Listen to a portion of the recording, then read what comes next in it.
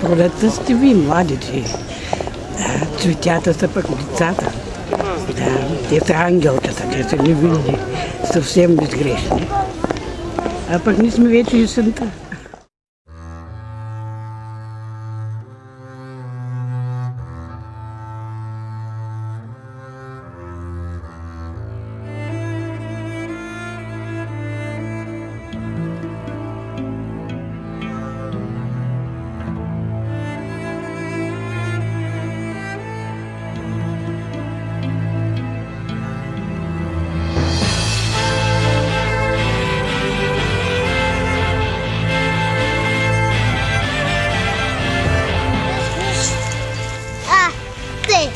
Матота, кер.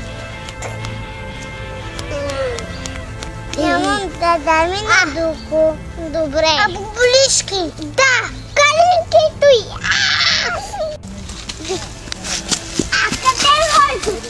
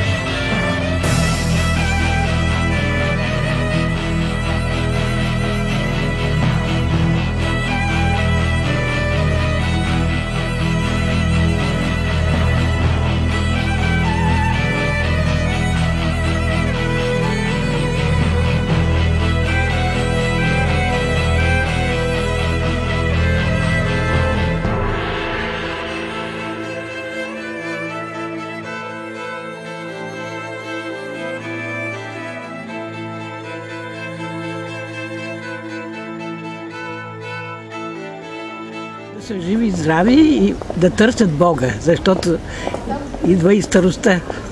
Да, зато само щастието е при Бога, той мога да им кажа. Да, нека са живи и здрави, те са пролет, те съживяват природата. Ето свършиха и тези дни, нямаше кой да ни каже, че забравили сме детските си дни.